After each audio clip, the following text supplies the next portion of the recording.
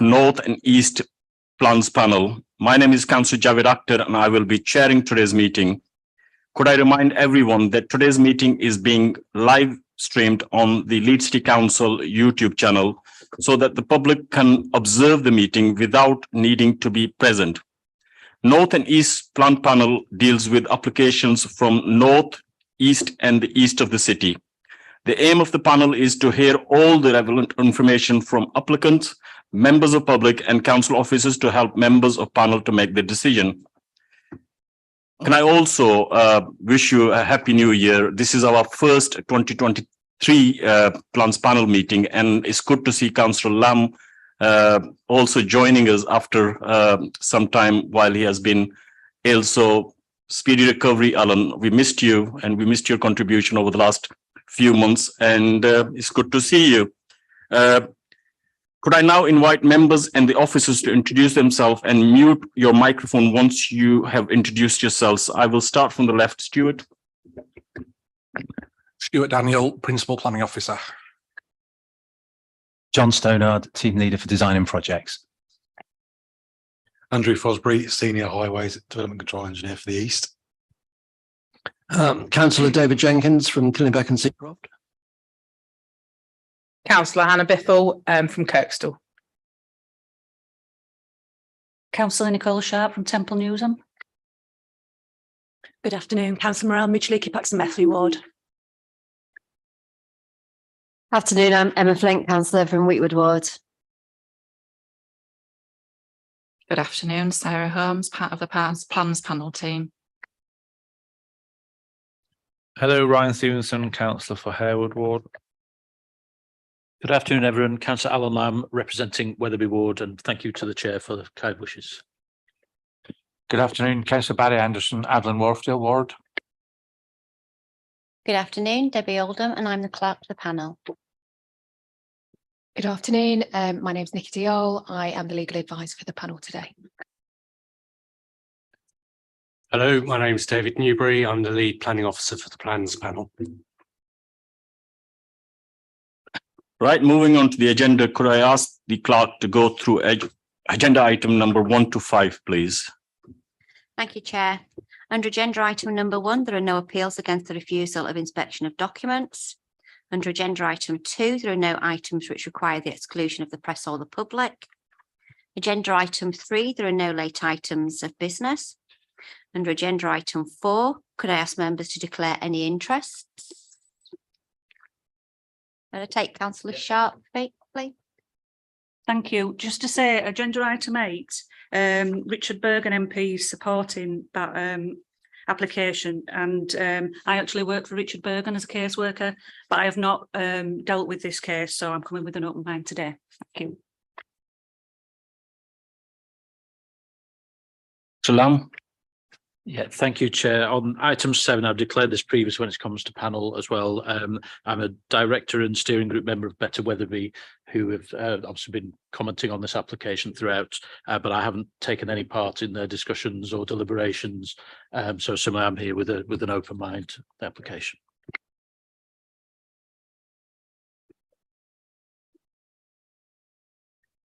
And under agenda item 5, we've received no apologies. We have been informed that Councillor Ray is actually on his way.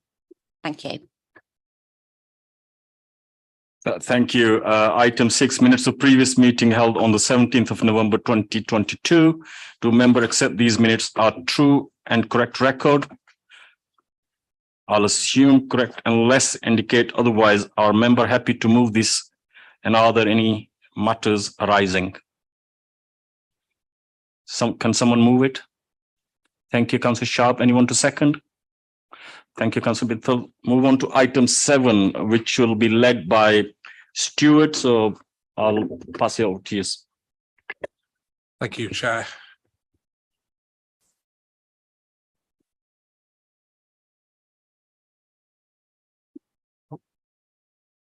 Excuse me, I'll get used to the technology. Thank you, Chair.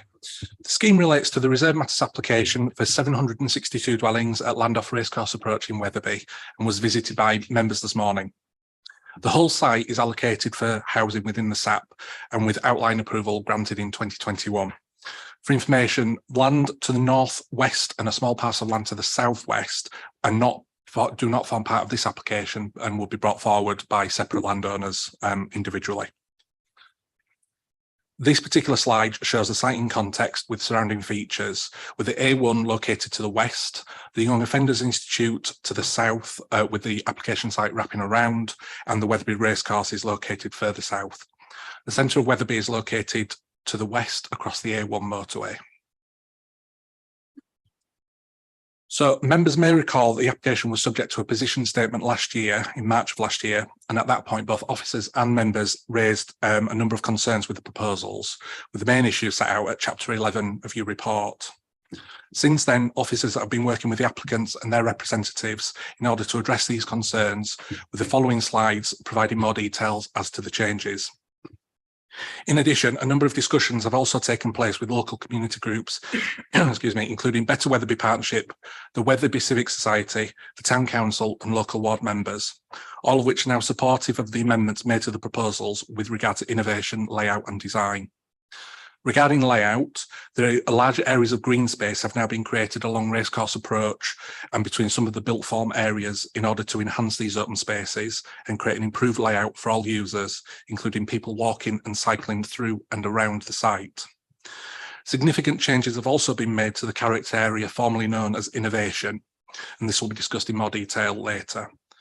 Levels of frontage parking have also been significantly reduced, with their locations now in very short runs with well-designed landscaped areas interspersing them. So this next slide shows the locations of affordable housing plots, which have been better spread throughout the site, with the split of units between houses and apartments in line with policy and the neighbourhood plan. In addition, 10 M43 compliant fully accessible bungalows are now also proposed and are located centrally within the development within the CARS character area. This particular slide, shows the relationship of the development to the adjacent A1 motorway. On the left of the image is the existing dwellings, which have a 20-metre buffer to the motorway, and with the proposed development on the right having a 60-metre buffer, which is made up of existing planted embankment, the bridleway, and a 20-metre wide, 5-metre high bund. And as you can see, you've got the frontage of the houses beyond that. It's important to note that this was dealt with, this has been dealt with through the outline application with conditions attached to that. So this is just for members' information only. So this next slide shows movement hierarchy in the highway network. So what we now have is primary and secondary routes indicated in pink and brown, with primary routes also indicating the bus routes for the development throughout the site and how it would interlink with the developments further north and south. In addition, these primary and secondary routes will also be fully tree-lined in accordance with guidance in the MPPF, which will significantly enhance the visual amenity of the development and add to the overall green credentials of the scheme. In addition, a 4.5 metre wide cycleway, which would run east to west along the main primary route, passes in front of this proposed school and the retail unit. So this slide shows that the developer has also committed to providing a pedestrian crossing on York Road, and it's located roughly within the centre of the screen. So if I try and show, it is there, with obviously with the development site there. So that's where the puffing crossing is proposed. This has been secured through conditions attached to the outline. So again, this slide is for information purposes only, but members were requesting this previously. So turning to design, this is where the most changes have been made. The development still proposes character areas, but these have been reduced to 4. Previously, it was 5. This is in order to better reflect the nature of the site. These character areas would be as follows. We have the CARS, which contains the greatest number of dwellings and will be spread across 6 areas of the site indicated in purple. These dwellings will be generally constructed out of red brick and grey concrete roof tiles. Some units would have modest flat roof dormers and some having Juliet balconies. The avenue, which is shown in yellow, this area would follow the prominent tree-lined avenue adjacent to the racecourse, with the area also now extending to include plots along Racecourse Approach. These dwellings would have a distinct rural feel and appearance, constructed from stone and have a slate effect roof with stone chimneys and terracotta pots. Cockshot, which covers 4 areas of the site indicated in brown. These would be more traditional in their appearance and design. Materials would generally be of coarse stone with concrete roof tiles, and stone chimneys are also proposed. And then finally, Sandbeck. So this was previously the innovation zone and it's centrally located within the development shown in orange. This area comprises of innovative and modern style apartment and houses. Materials proposed would consist of buff brick with contrasting white render, and timber would also feature heavily within the plots to provide a contemporary and innovative appearance. So these next slides, I'm going to pass over to John, the design team lead, to talk through. Thank you, Stuart. So I'm going to quickly whip through the individual house types in a little bit more detail than Stuart provided.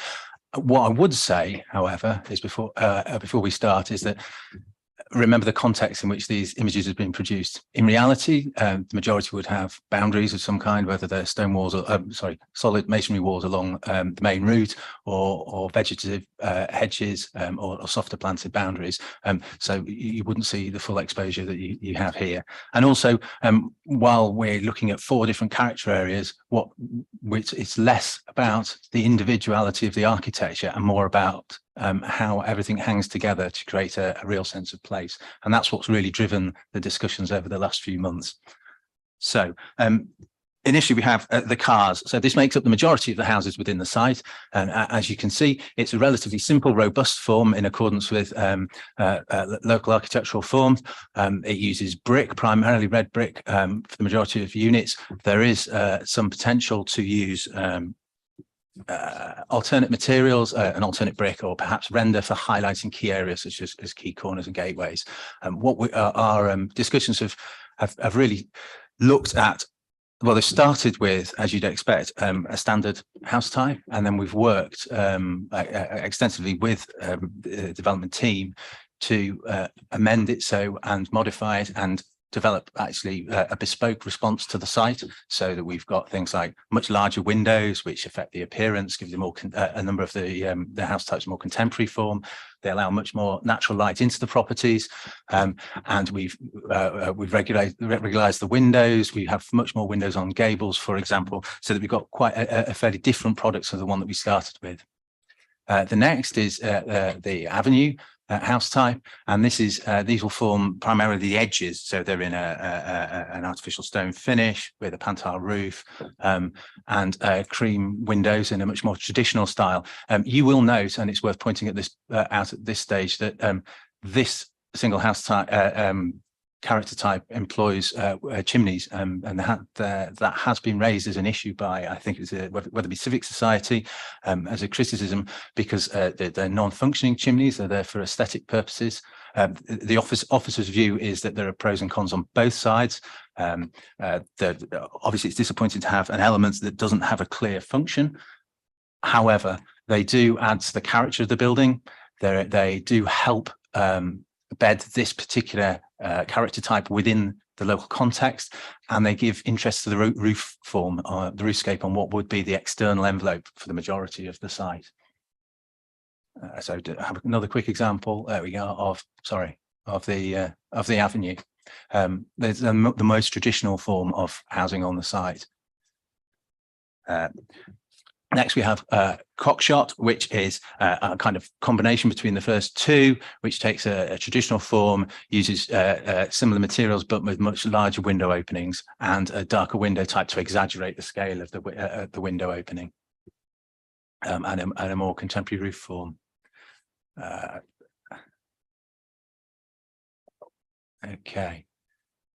Finally, we'll come to the Sandbeck, and this occupies the central area. And the central area of the site is, is where a lot of the effort has been focused in terms of creating character and a unique sense of identity to what is a substantial new neighbourhood, working with the inherent characteristics of the context, the quality of the landscape in particular. So here, there's been an attempt to marry the desire for contemporary design forms with the really strong green character and this green framework that you can see that converges at the central point within the scheme and then provides links through out to the surrounding rural context. So you'll note the apartment blocks. Apologies, I will try the pointer. Oh, there we are. Here.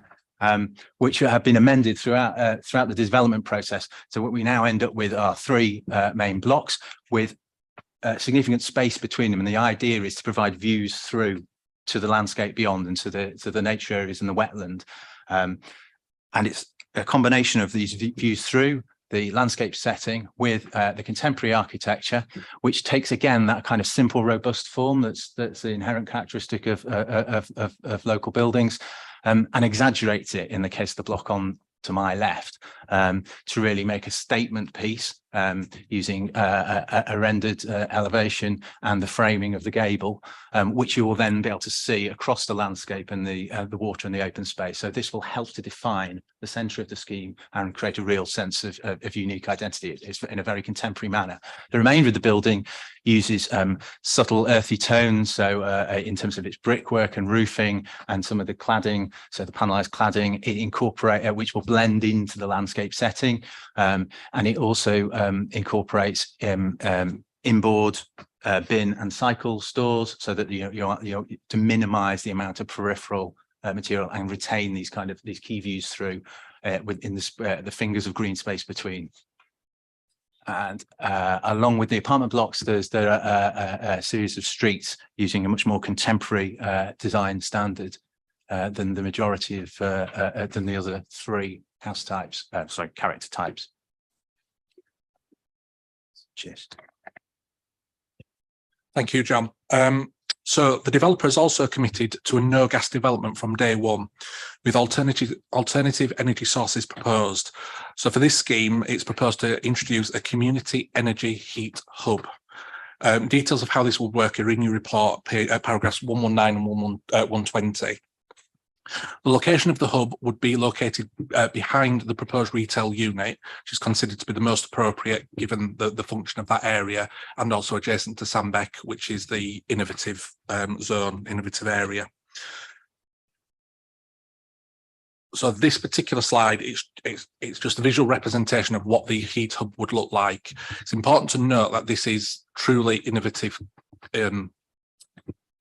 technique. It's not been done before, so if we want innovation, this of how to provide no gas, this is truly it. So officers welcome this. It's a massive step forward with regard to sustainability for the development. So before concluding, Better Wetherby Partnership have asked me to read out the following statement to members.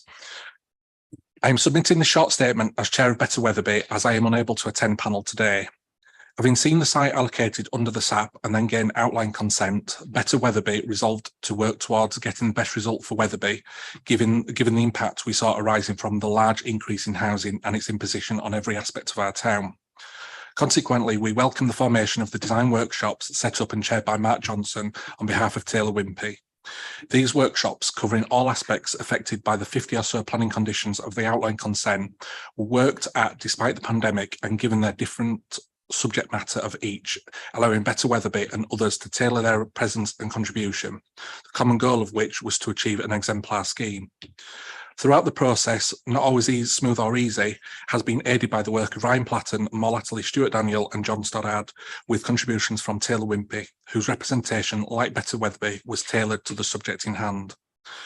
Better Wetherby has noted that last week, over 2 years down the line from the design workshop process, Minister Michael Gove is advocating just such processes. Better Wetherby will be drawing his attention to our experiences with Taylor Wimpey and LCC and strongly suggesting that this is something he should study. On behalf of Better Wetherby, I wish to record our most sincere thanks to all those people who at most times have been responsive to our views, even when opinions have differed, and elected members should know the value which this format has added to the process. It cannot be understated. Not all aspects have sat happily, for example, the signing off of conditions relating to noise and air pollution, and I understand some comment may also be made today regarding production emissions from materials such as in chimney pots. Better Wetherby supports that, but will accept the outcome. We are where we are. One final advance word, there will be a further application for the balance of the site, some 300 dwellings. Better Weatherby urges you to toughen conditions relating to noise and air pollution when the time comes. Roger Owen, Chair, Better Weatherby Partnership. So finally, to conclude, officers consider that the changes made to the proposal are significant and address the concerns raised by officers and members last year. And as such, recommendation to members is to defer and delegate approval of the application subject to matters outlined within the report. And as such, nothing further to add, Chair. Thank you. We have a speaker in objection to the application. Could I ask the gentleman to come to the table? And when you're ready, you will have 4 minutes.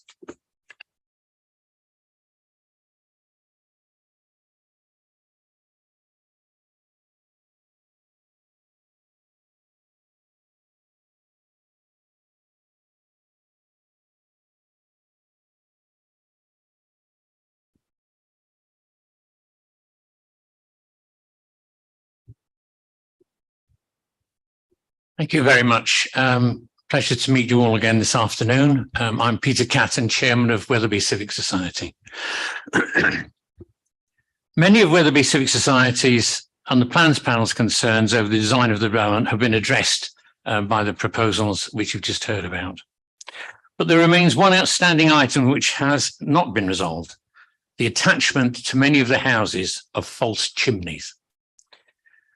Whilst we accept that many may feel that chimneys add to the visual appeal of houses, and we don't agree with that. I mean, our personal views is not, but that's aesthetics. There are reasons other than aesthetics that false chimney pots should not be allowed on any of the houses in this development. First of all, the use of materials in chimneys, that is bricks and pottery, use a lot of energy to produce and thus create significant carbon dioxide emissions. Approval of the use of such materials for an unnecessary purpose is totally at odds with the Leeds declaration of a climate emergency. Secondly, the panel asked for an innovative and exemplar development. The use of building materials which were developed in medieval times to eliminate smoke from buildings, which are now totally redundant, is a complete contradiction of this aim. It may be claimed that chimneys are a necessary blending in with existing nearby housing. Let me remind you that the new estate is at least half a mile away from significant numbers of houses which have real chimneys. And moreover, many of the houses built in North and West Weatherby in the 1980s do not have proper chimneys. Indeed, I live in one of them. Chimneys may be a source of chimneys may be a source of unnecessary maintenance in the future, and indeed potential danger to the public and property if they are not maintained and chimney pots fall. Deaths are recorded annually by falling chimney pots in high winds. And indeed, a neighbour of mine and somebody I know had a chimney pot fall on top of their car. We thought originally that Taylor Wimpey wanted false chimneys for sales purposes, but at our last meeting with them, they assured us they are totally neutral on whether to have false chimneys or not, but have included them at the insistence of planning officers. All the groups which have represented Weatherby in discussions about this development, that's Weatherby Town Council, Weatherby Civic Society, and Better Weatherby, have been unanimous in opposing the use of false chimneys, but our wishes have so far been ignored. So, if you agree with the Leeds declaration of a climate emergency, and if you support local democracy, then we request that panel members insist that no false chimneys be fitted on any of the houses built on this development. Thank you. Thank you. Do members have any questions for the speaker? Thank you very much, sir. We also have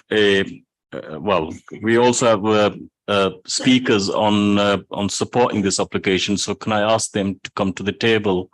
And they also have 4 minutes to present their case.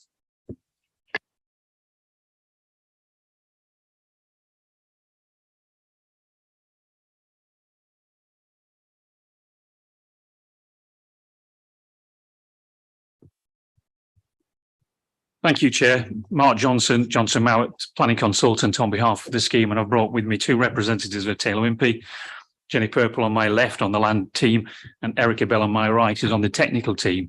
And I've just put another request out to the architects over behind the chairs. And I'll just start off with the chimneys, if I may. I think the chimneys in total make up no more than 15% of the dwellings. And in that respect, what I wouldn't like us to do is to get too distracted by chimneys within this debate. But clearly from the Taylor Wimpey point of view is they're there for a character design purpose. And it's true that they don't form any function, and they certainly wouldn't form any function in a no gas development, because essentially the no gas is either air source heat pump or another form of technology. So the chimneys are, I don't want to say they're a distraction, but overall, I think what I would say is that we were sat here 10 months ago and we were sent away with a task, in effect, a design task.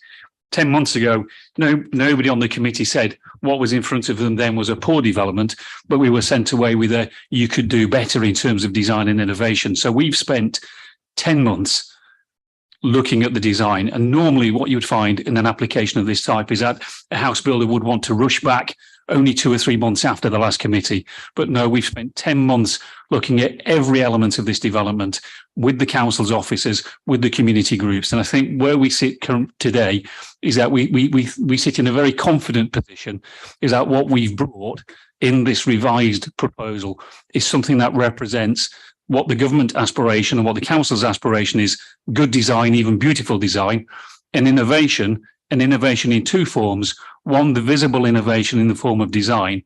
And then the second element of innovation is the invisible, and that's the energy performance of these dwellings. Now, again, the energy performance of these dwellings is not dealt with through this reserve matters application. It's dealt with through a condition, but clearly the energy hub forms part of this proposal and is therefore a reserve matters for consideration. And the energy hub has been located in the centre of the site in an area where we were proposing some allotments.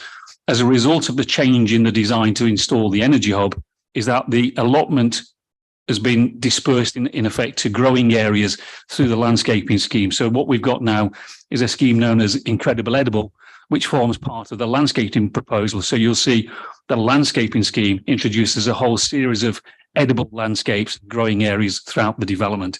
And what the report touches upon, of course, is the green space on this site is significant and probably represents something like 300% of the council's policy requirements. So in effect, there's 3 times the amount of green space in this scheme. The other significant changes that have taken place have been outlined by the case officer, and we support the officer's report as presented. But we're here to answer any questions. Thank you, Chair. Thank you. Any questions for speakers? Councillor Lamb. Yeah, thank you, Chair. First of all, usually when we're sitting here, we're lining up to have a pop at developers, but I'd actually like to say thank you on this occasion for your willingness to properly and fully engage with the community on working on this scheme. It's been really refreshing from the officers' side as well to actually have what we ask for every time, doing development with the community rather than doing it to them. It won't be a surprise to anyone. We'd rather this development wasn't happening, but that ship sailed some time ago. So the community was willing to step forward and say, right, well, we're ready to work with you and do what we can to make it the best scheme it can be.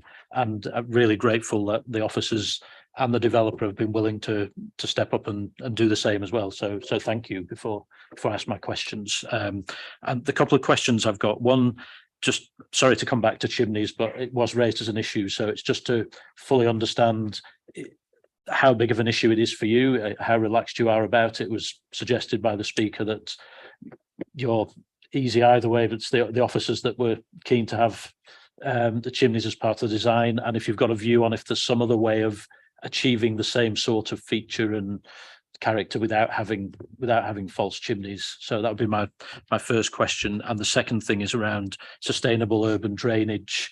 And there's been talk this week about future plans, which obviously we can't consider today, but it's just understanding how you would deal with that and how you're equipped to deal with that as the legislation changes and building regs change down the line. Thank you, Councillor Lamb.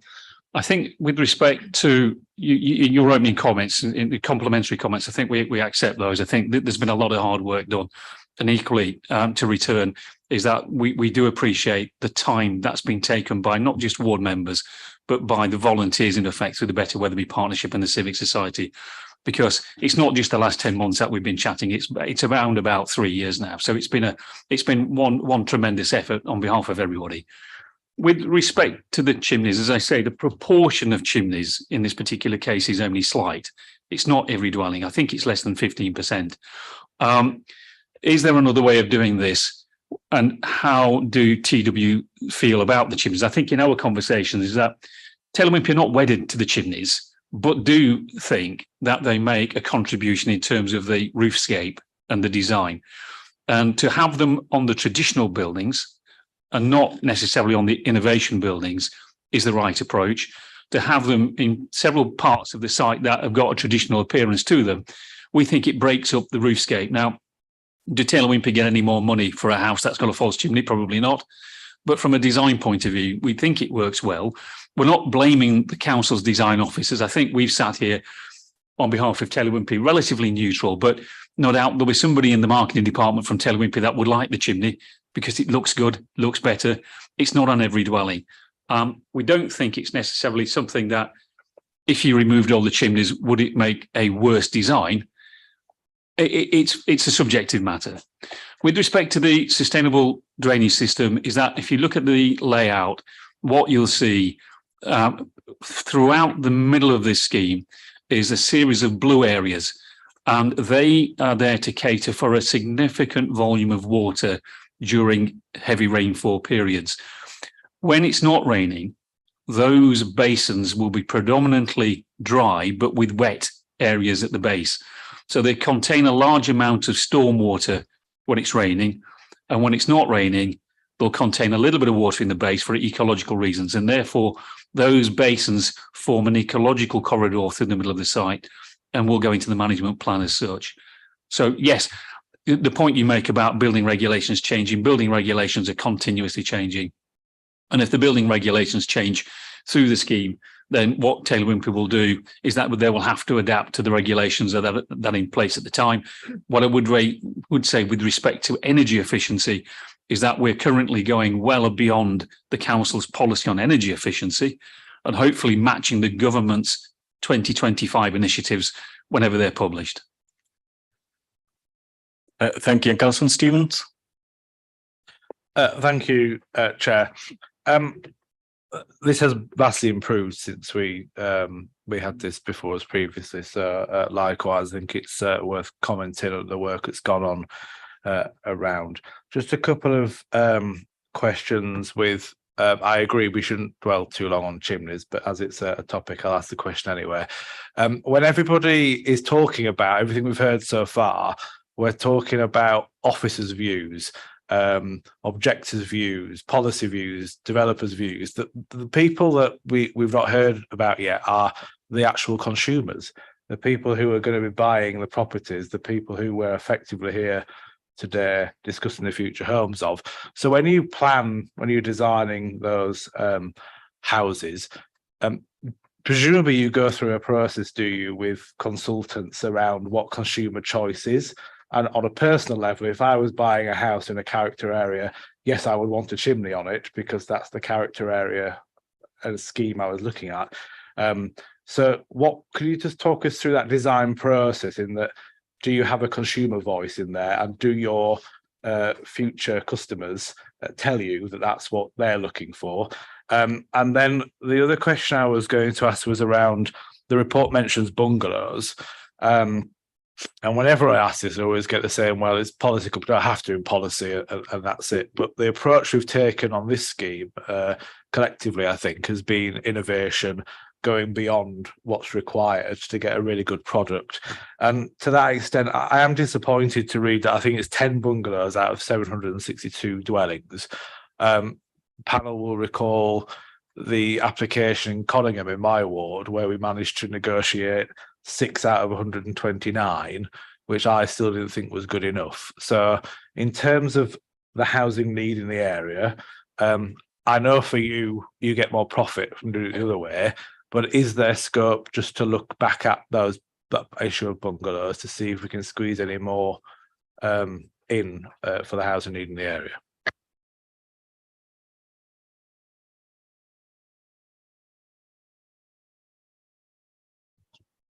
Thank you, councillor. I think if we may, we'll just split the answer and I'll let Erica just perhaps talk about the marketing element and the chimneys. With respect to the mix and the bungalows, you're right, we've got 10 bungalows. Those 10 bungalows weren't in the application that we presented in March, and they've come about as a request that we look at the mix more generally. When we were sent away to look at the mix, we were actually asked to look at perhaps reducing the number of 4-bed and 3-bed and increasing the number of smaller dwellings and increasing the number of apartments. There isn't actually a policy that requires you to introduce bungalows, but there is, if you bear with me for a moment, there is a policy that requires accessibility.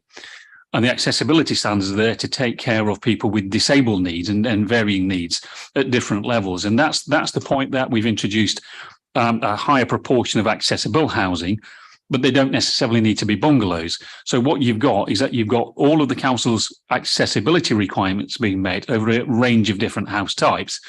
The bungalows have been introduced in the form of both affordable housing and in market. So there's a mix of the two within the bungalows. But equally, the mix, and bearing in mind there's 35% affordable housing on here, so there's something in the order of, I think it's 280 affordable dwellings, is that those affordable dwellings are also mixed right across all of the tenures, including quite a large amount within the 3 and 4 bed. So we sought to try and meet the mix requirements through a different range. And what we found here is that introducing slightly more apartments, albeit accessible housing apartments, should hopefully pick up for those disability needs rather than just the sort of the marketing preference for a bungalow, because as we all know, bungalows can be land hungry. But in this particular case, you also see from the report is that we've dropped significantly below the 800 that we get on the outline to meet the design requirements on wider streets, street trees, wider cycleways and footpaths. So it's been a challenge.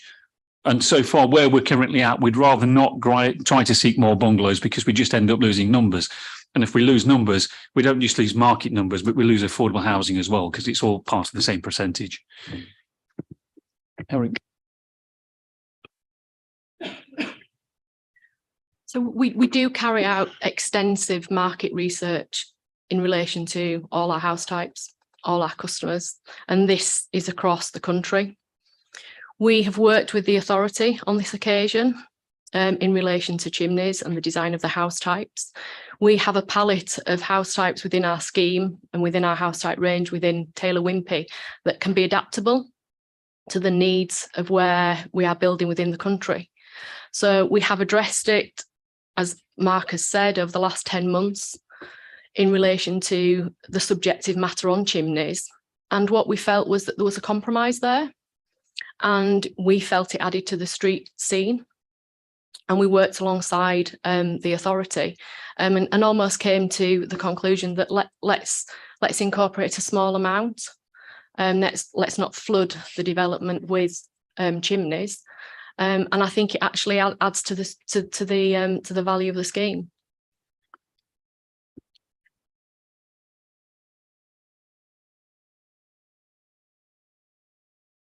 Yeah, my question is in the spirit of the climate emergency. So it's paragraph 116, where it says that the solar panels to at least 1/3 of all properties. So I would think that it ought to be 100% of all properties. But if it's not 100%, then how would you choose which of the properties would have solar panels? And would you be able to make sure that the affordable properties had solar panels as a priority? Thank you. Thank you, Chair. Yes, you're right. It's not all of the dwellings. And then again, the orientation of the dwellings doesn't naturally suit solar panels in each and every case. The focus in this particular case, and I talk about a separate planning condition number 41, is about making sure that we hit the energy requirements and energy reduction and carbon savings in different forms. In this particular case, it's a combination of fabric first and solar, ideally fabric first, which means the need to generate electricity is lessened by the fact that you don't need to heat the house. It's so warm and well ventilated in itself. And the innovation element is the no gas moving towards air source heat pumps.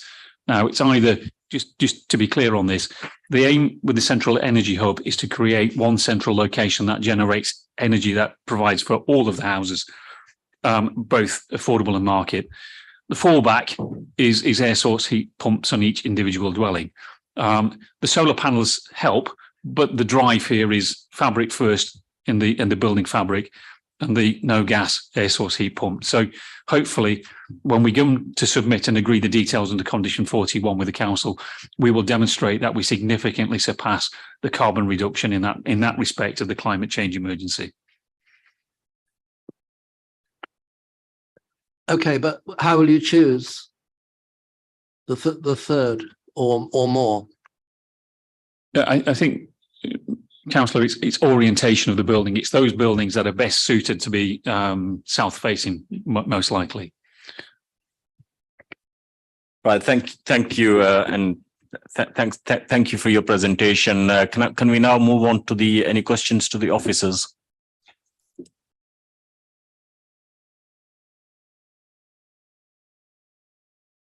Can you please leave the table as well, so we can invite members to ask any question to the officers? Ms. Mitchell. I guess unsurprisingly, what is the opinion of officers on chimneys? Yeah, I anticipated this one coming. It wasn't like that when we were having the meetings with the developer. It was like, you will have chimneys on these. It was a collaborative process. I don't think the matter of chimneys was specifically raised. It wasn't like on that particular area. It was just born out of the whole design process that we went through.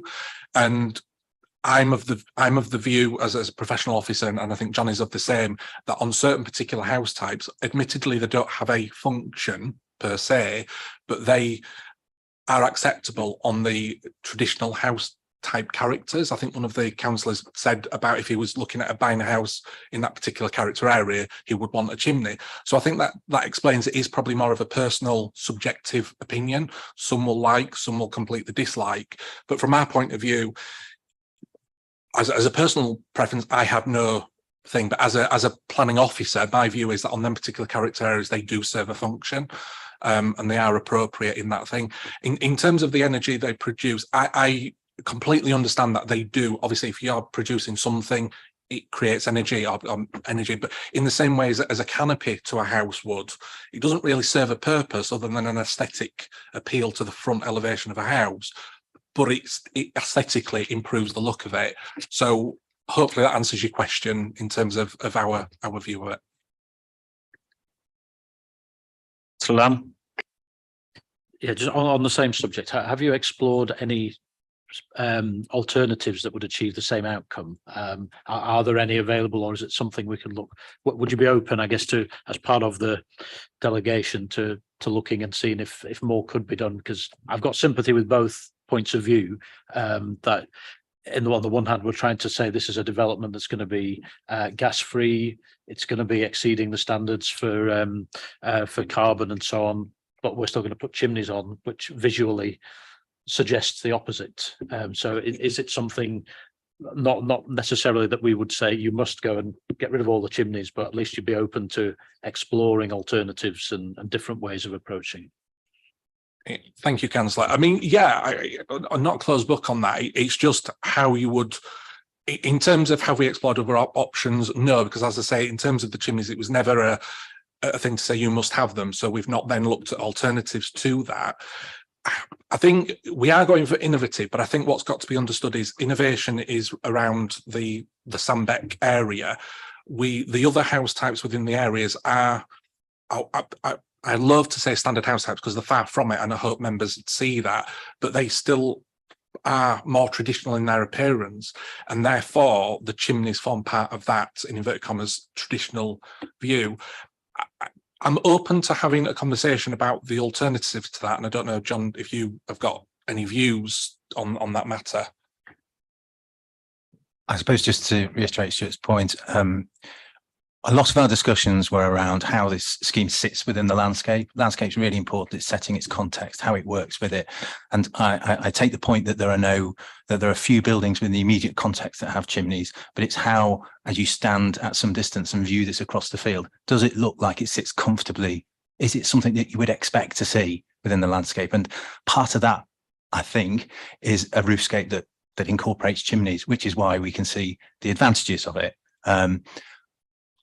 I do struggle to some extent to think of anything else that would do that job without just being another additional element that would have to be manufactured and installed and have exactly the same problems as a chimney. So happy to take it away, but not with any great expectations, if I'm honest. Stevenson. In terms of the response I received on accessible housing, bungalows and the like, so from an officer point of view, are we content that the apartments meet those requirements? And also, have we done any work around what's the regulations around the ability to sort of retrofit houses? So, for example, put stair lifts in afterwards, etc. And then on chimneys. If I purchased one of these properties that was perhaps in the innovation zone or that doesn't have a chimney, and I wanted to install a wood burning stove, would I need planning permission to do that, to install the flue, for example, onto that property? Okay, right. So I'll take the first question about accessible homes.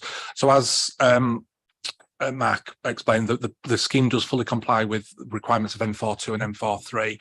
And I think one important point that he made is that it's important not to get bogged down in just bungalows. Bungalows are one type of an accessible home, but people will want different types. They won't want to be restricted to one floor. So in terms of whether or not they are adaptable, like a through floor lift, yes, they are. That's the whole point of M42 and then obviously M43. So I think having that choice in terms of apartments, houses, bungalows, personally, I think that's right for the consumer, because that then is not limiting them to one particular house type that they have to go in. They could have a 2-story house, which can be adaptable with a through floor lift or a hoist to get them to the bathroom, etc. So I think the way we've done it is probably the right approach, if I'm honest. With regard to the second point, it's a very valid question, actually, because my view is I think we should remove permitted. Generally, it would be permitted development, right? It would be permitted development to do that. But I think we've gone so far down a design route here that if we allowed, it's not to say there wouldn't ever be allowed, a homeowner would never be allowed, but I believe the local authority should retain control over it in the certain character areas, because we'd be going to all this length to get innovative design, which would then be put on, potentially spoiled by a chimney. To serve a wood burning stove on a particular house type that wasn't meant for that. That's not to say they couldn't do it, but I think we should retain control on how they do it. Stuart, sorry, I've just been checking the conditions. You've already removed PD rights as part of the planning permission. Oh, so right, it's yeah. already, so that's an academic point. Yeah. Right, there you go. They'd have to seek planning permission. Yeah, there you go. Right, if there aren't any other questions, shall we now move on to the comments from members? Lam. Thank you, Chair. Well, just to reiterate my earlier point, it's refreshing to be able to sit with the point about chimneys is important, but the fact that that's the pertinent point on an application of this size shows just how effective the process has been. And my main comment is really because to be fair, the most reticent to take part in a forum like this was not the developer or the community, it was probably the planners initially. Present company accepted. I hope they would see the value in working this way, and when we push for it, actually, I think our team here should be much more forceful in saying, actually, this is a way that can work and deliver better development and better outcomes. We don't have to have arguments and hundreds of people coming and objecting, that actually you can work with communities and get a good development at the end of it.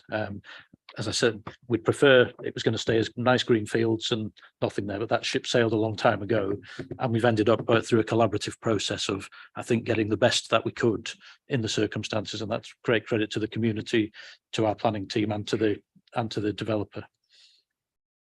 Councillor Stevenson. Echoing those points made by Councillor Lamb, I think it's important. The speaker from the developer asked us not to spend too much time on chimneys, and evidently we have. But I think it's important because Mr. Catton did raise it as a specific point, and I think as a comment in response to that, if this development had proposed chimneys on every single house, I would have wholeheartedly supported the comments by Mr. Catton, and I think they would be valid. However, I believe in consumer choice. I think consumer is king. And I think whilst there are people out there who would want to buy a home with a false chimney on, it is perfectly reasonable that I think it was 15% of them, and that provides that choice. So from that spirit, I think what's proposed is actually fairly balanced and reasonable, and I would be happy to propose that that's what's in front of us today is moved at the appropriate point, Chair. Right, thank you, Councillor Mitchell. Thanks. I think I disagree with, in terms of consumer choice, there is that consumer choice for chimneys. It's the millions of houses we have in the country with chimneys that work. And actually, the point that was made about could they convert to then use the chimney, like could they in the future it be a useful thing, kind of sealed it for me. If we're unlikely to permit the development to actually make them useful in the future, then they serve no purpose now, they serve no purpose into the future. And I do get that there's an aesthetic thing, but if the consumer wants a house with a chimney, they have endless other options. It doesn't need 15%. So for me, I'd go the other way. I'd say, actually, we just don't need them. Just, if I may, Chair, just to clarify one point, and sorry, Councillor, maybe I misunderstood, but the point that Stuart was making in respect of permitted development was the erection of new chimneys and new flues rather than conversion of the existing the chimneys which are shown on the plans which are before us. If it's technically possible to convert that into a usable chimney, then it's highly unlikely they'd need any consent from the local planning authority. It wouldn't be a matter that would fall under planning control. Councillor Lamb, do you want to come back? Well, I think I'd support that point, actually, that it reinforces the issue that what we're saying is we're putting something on that's not usable, and anyone who doesn't have a chimney, they wouldn't have automatic right to get it. But there's nothing to stop someone who's got one of the 15% of putting a log burner in and making the chimney usable. They wouldn't need permission for that. So it potentially does serve a purpose for those people that have it. And so I'm leaning towards, say, can we go away and look? I think that I do get there's a design issue. That's really why they're there. They're there for design and aesthetics, but they could be converted to serve a purpose, which is not what we want. So is there some way that we can put something to go away and, as part of the delegation, try to reduce that number further? I can see which way the debate is going, but just remind members to consider what we got before us. And I'm quite pleased to hear for the last 10 months or so, officers, members of the community, and also developers have been working very closely. And the scheme itself is absolutely a fantastic scheme. What we have learned, a gas-free scheme, one of the first one in the north of England is going to be this part of the city. So I'm quite pleased, to be honest with you, the Alderman Graham Latty is not here this afternoon. Otherwise, we would have this debate for hours and hours. So chimneys are important to many of us, and many of us agree to disagree. But let's talk about the scheme which is before us. And then if you have any comments, and I'll ask the officers to sum it up at the end, if the chimneys are the main sort of issue, that could be resolved. But, I'd rather concentrate on the good work of the developer and the members of the communities in Wetherby on also our officers have put together a scheme which will serve the needs of our local communities here in our city. So, Councillor Stevenson, do you still want to say something? Is it to do with the chimney? Well, yeah, I was just going to make that point. I think officers, we have the clarity that we're talking about the design principle, and clearly you wouldn't be able to retrofit and put a chimney in it because there's no flue. It's just a pot on top of the brick. So you've got this infrastructure in the house isn't there to put a chimney in and retrofit it. So I think we're just talking about design. On that merit, I was going to say perhaps the compromise here is that as we approve this here, that it's delegated off, perhaps as an added bit within there where there can be a conversation locally just to try and cover this off with all partners and ward members, etc., before it finally gets approval.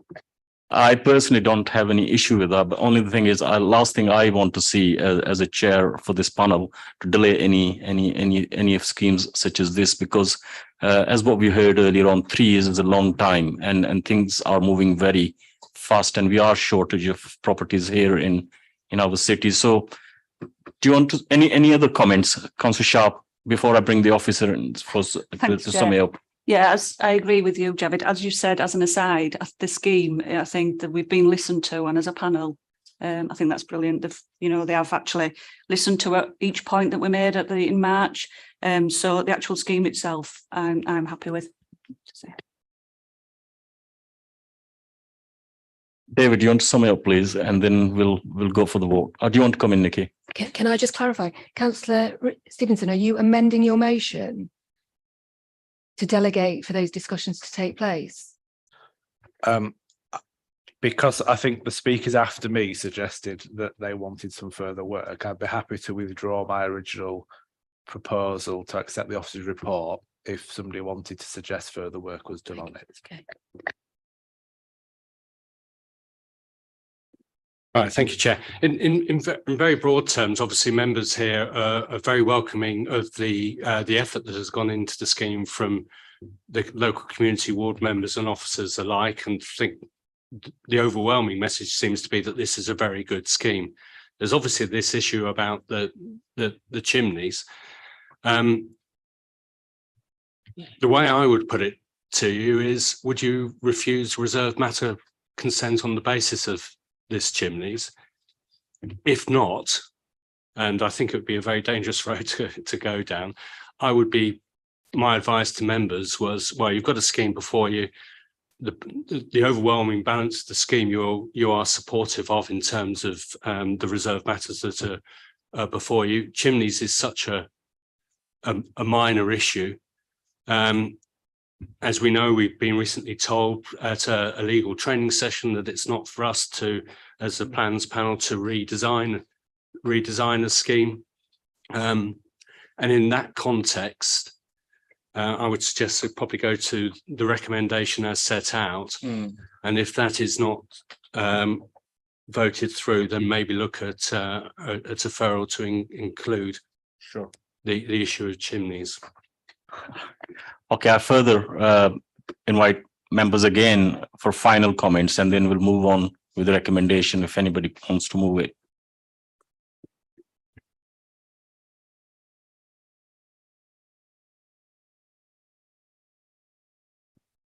Does anyone wants to move the recommendation?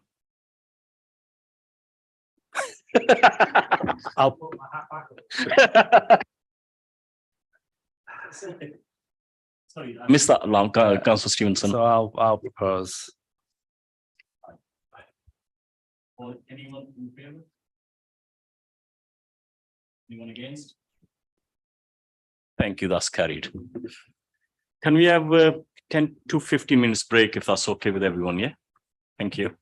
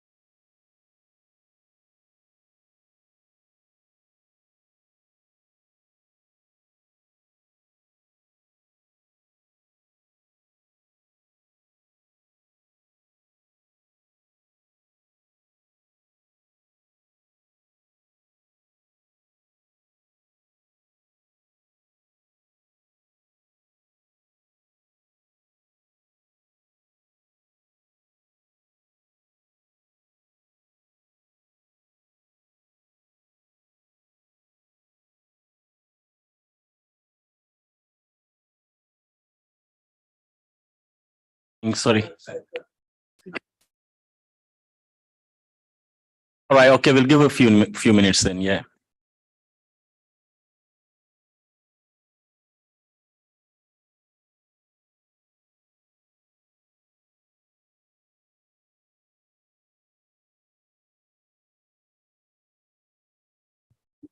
Right, can we move on to item 8, which will be presented by Lydia? So when you're ready. Thank you, Chair. This application relates to extensions and alterations at numbers 43 and 45 St Wilfrid Circus. Just check if the PowerPoint's on. Get the slides up, please. Thank you.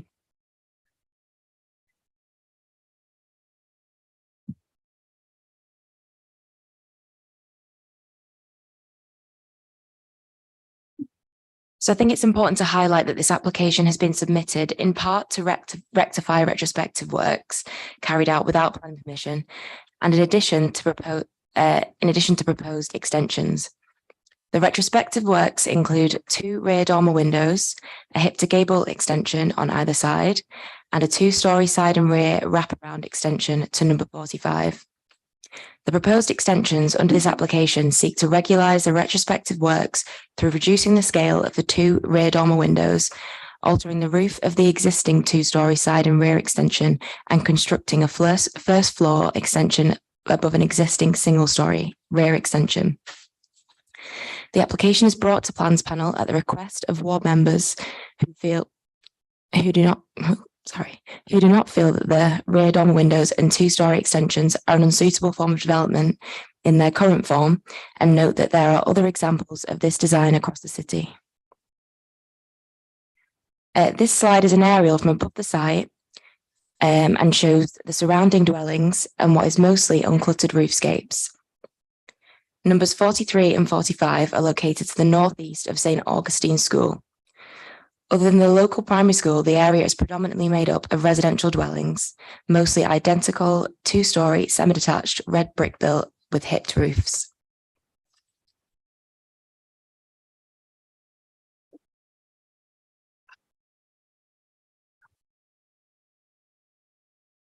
So just going to the next slide now.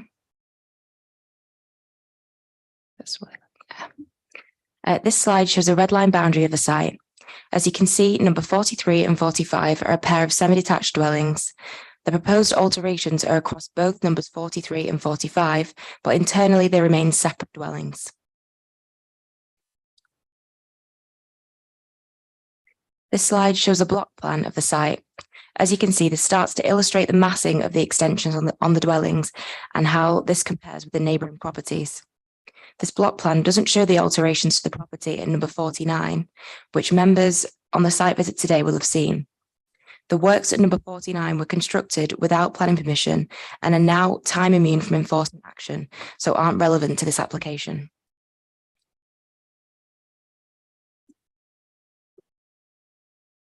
This slide shows the existing plans for both numbers 43 and 45 St Wilfrid Circus. This demonstrates the works which have already been constructed, such as the rear dormer windows and the 2-storey side and rear wraparound extension. There is also an existing single-storey rear extension to number 43. The plans here illustrate how the combination of the hip to gable extension and rear dormer windows create a 3-storey appearance to the rear of the dwelling. The plans show 3 different roof forms here: the gable roof form to the front of the dwellings, the flat roof to the box dormer windows, and lean-to from the 2-storey side and rear extension. The Householder Design Guide states that roof forms should match the existing dwelling.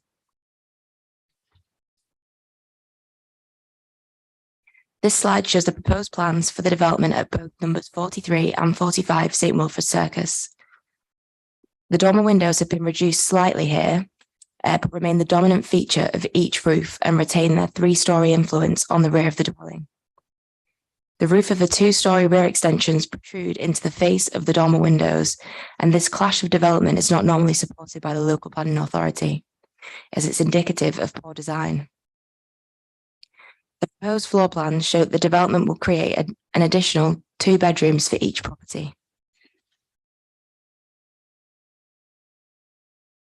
The main concerns with the development are the scale of the dormer windows and the impact of the integration of a two-storey rear extension with the rear dormer windows through harm to the visual amenity of the existing dwellings and their impact on the character of the surrounding area. The surrounding area is characterised by uncluttered roofscapes and two-storey dwellings, and the application is at odds with both of these characteristics. Had this application come in before part of the works had been constructed, the local planning authority would have had the same opinion on the design of the dormer windows and rear extension and would have requested that the scheme be amended to remove the dormer windows or to significantly reduce their scale. To conclude, the officer's recommendation to refuse the application on the grounds of its impact on the visual amenity of the existing dwellings and the local character of the area, in addition to preventing setting a precedent for further inappropriate development in the locality. And there's nothing further to add, Chair. Thank you, Lydia. We have a speaker in support. Is Mr. Khan? Can you please come to the table, and you will have 4 minutes when you're ready.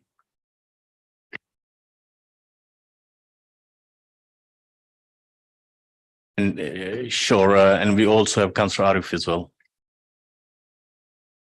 You sharing 2 minutes each, or right? So it's 3 minutes and a minute, if okay.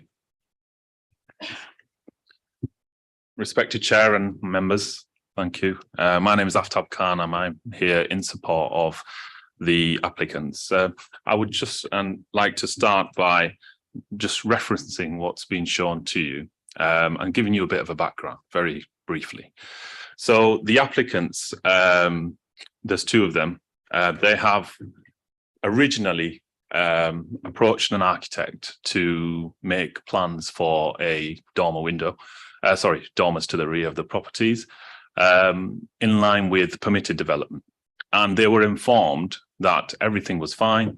They could continue, and work started.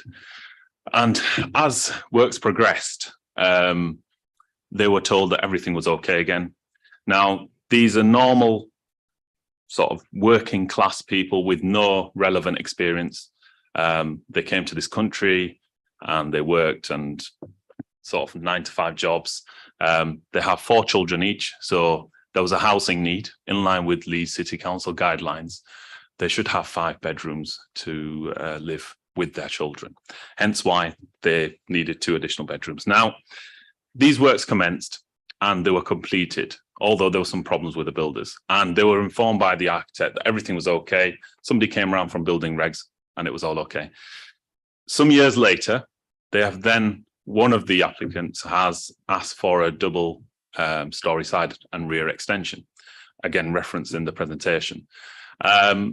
And upon one of the officers visiting the property, they have then been informed that the dormers had not been regularized, or they'd not been put into the records of the council as per the normal process. And since that day, they have been trying to make retrospective applications for the approval of these dormer windows. Now, for the assistance of the panel members, I do have reference of 3 other planning applications which have been approved within the vicinity in the recent past, should anybody want to have a look at that. I can hand out the details. But there is a need for the applicants to have these houses, to have these rooms. They've been living in them for a number of years and now face having the roof literally ripped off their heads. I mean, to use a cliche. And I am here to support them, not only for that, but also if I can refer you to paragraph 25 of the document that's brought to us by the officer, in which the personal circumstances are discussed. And paragraph 26 leads on to mention a principle that's been applied from Alsthorpe Road. Now, many of you may know that Alsthorpe Road is a main highway. It's a main road. Want to finish your sentence? And St Wilfrid Circus is a residential estate. It backs onto back-to-back gardens. And frankly, those two have no correlation. So to say that St Wilfrid Circus backs onto a public highway and it's going to be objective to people passing. Thank you. Councillor Arif. Thank you, Chair. I'm mindful I've only got 60 seconds. So just to say, I can count on my fingers the amount of times I've put in referred an application to the plans panel. I haven't in the last 6 years, perhaps a couple of times. And the reason the elected members and the local member of parliament are supporting this application is because of the circumstances of the family. As Mr. Cairns alluded to, this was a genuine need. This happened during the COVID pandemic. They thought they had the planning permission. Turns out they didn't. They were misled, unfortunately. They are now in a position where they've spent thousands of pounds to create a family home and are being told, unfortunately, this doesn't meet the guidelines. The problem we've got is in the cost of living crisis, this is going to cost this family a lot of money to undo, and it's causing a lot of pressure. And the need is there, as I say, because they have got a large family. And I've seen these examples. This is not an anomaly in Gipton at all. We have got plenty of examples that have very similar larger families. So I just like to support my local residents, and I genuinely do feel that this was not done intentionally, and perhaps if they'd been done a little bit more due diligence, but in the circumstances of COVID, they just weren't able to do that, and they're in this situation. So I hope that the panel will look upon this favourably. Thank you. So thank you. Any questions to the speakers? Councillor Nichols. Thanks, Chair. Can I just ask, you say it's two applicants, is it one family? So it's two separate families. And it's two separate applicants. So two separate families living side by side. They get on well and they know each other, and hence why the works were done at a similar time. Councillor Lamb. Thank you. I don't think you mentioned at the start, but it'd be helpful to understand your relationship to the applicants, and also the standard question when the timer goes off mid-flow. Is there anything else you'd have liked to have said if you'd had a bit more time? Yes. So my relationship to them is I'm a family friend. In the normal world, day to day, I'm a financial planner, although I'm here to support their application today in a different capacity.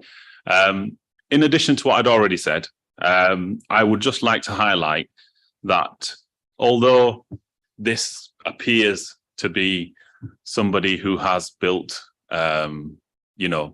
dormers to the rear of their property and then has gone forward and applied for planning permission on a separate thing and it's been realised, these types of dormers are predominant around Leeds City. I see them every day. I'm not a housing or planning expert, but I see them with the naked eye. In fact, I have them in my house in the Roundhay ward. And in addition to that, there's 3 examples of recent planning applications very close to St Wilfrid Circus. The fire station houses, just further below, if anybody is aware. There is an application that's gone in for a 2-storey extension plus dormer windows, which are very, very sort of in your face as you drive around those streets. And the fire station houses are visible to anybody that visits the old fire station. Can I remind members and also member of public, can we just stick to a planning application which is before us and just talk about the issues which are to do with the planning issues and keep it to this particular topic rather than asking other questions. So I'm sorry, but Councillor Mitchell. Hopefully I'll obey the rules. Based on the context you've given us, I understand that it was an accident not to have had the correct planning permission for the dormers, etc. But the planning application we've got in front of us has quite a lot of additions as well as those dormer windows. So I'm just wondering what the reasoning is for, once the mistake's been made, not just going for planning to keep what's already there, and why we're then going for expansion still further. Could I just come in the first point? My understanding is it wasn't that it was an accident. It was that my residents were led to believe that they'd actually had the planning permission. So they thought that the planning permission had gone through, hence why they contracted the builders to go and do the work. Had they known that that wasn't the case, they wouldn't have spent thousands of pounds to do that. That's the issue. That's my understanding of what's happened. And then you can pick up on the second point. Thank you. In addition, I think there's very important. There's two different applications here. So this double story side and rear has actually been approved. That there's no issue with that. The only issue is that the officer, or if I may say, the council officers would like the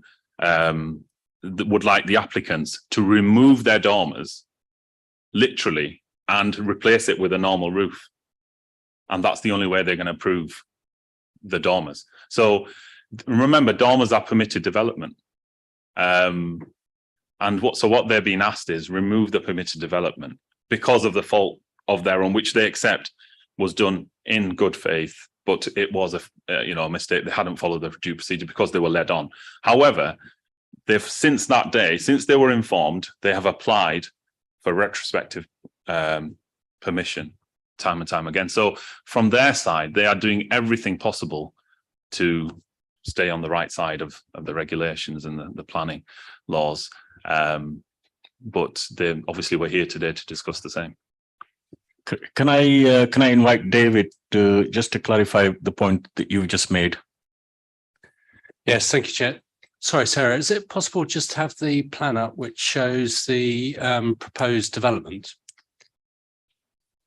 I just want to make it clear what the council officer view is of the proposal and why the council's bringing forward why officers are bringing forward a recommendation for refusal. Sorry, Lydia, could you pass me the? Thank you very much, Sorry, Chair. Thank you. So, as with all these things, officers will look at the application, the drawings in the round, and reach a view on the totality of the development that's put before us. And it is the totality of the development rather than splitting it down into individual elements. So you'll see in the report that the report talks about, and we always relate it back to planning policy because that's what we do, that's what we're charged with doing. And when we look at our guidance, which is set out in the householder design guide, and we look at this particular proposal, the issue is a combination of the size of the dormers and how the roofs on the back interject or relate to the dormers themselves. So I suppose in layman's terms, and I'm putting it in layman's terms because I think that's probably the only terms I understand, it just looks very messy and ugly. So from our perspective, from an officer perspective, when you look at the developments in around, that's why we've come forward with a recommendation for refusal.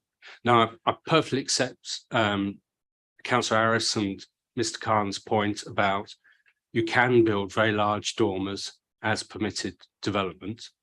And when we're on site today, we will have seen a number of those dormers as we drove around, and many members will be familiar with them anyway, because as Mr. Khan says, they are a common feature. But we do look at it in the round, and we do relate it back to our planning policies, and it's planning policy in the household design guide, and it's HDG1, and in there it talks about alterations respecting the character and appearance of the host dwelling and the locality, and it highlights roof forms. It's got separate paragraphs talking about how the roofs are important to the character and defining the character of a particular area, and gives guidance on design that new proposals which come forward, the roof forms should respect the proportions, the general roof form in terms of hip, whether they've got a hipped roof form or a gable roof form, so that the extension pays due regard to the house itself. So that's where we've come from. We've looked at it in the round rather than picking off in individual bits. Now, I should say, whilst I've got the microphone on, it's clearly, it is a very difficult circumstance because we are talking about people who've invested a lot of money in their own homes to provide accommodation for their families. So we've got to be very sensitive sensitive to that. We're also sensitive to the fact that, you know, members may come to a different view. We saw it out on site today. This is at the back of the house, and members will have to have regard to the impact in terms of from the street scene, and with the public vantage impact, as it were. So there are judgments here for members to make in terms of the planning merits of this particular proposal. Thank you, Chair. Thank you for that, Hannah. Thank you. Just a slightly different question. The proposed ground floor plan on the, I guess, number 43 doesn't show a kitchen. I take it one of those rooms will be a kitchen in the long run.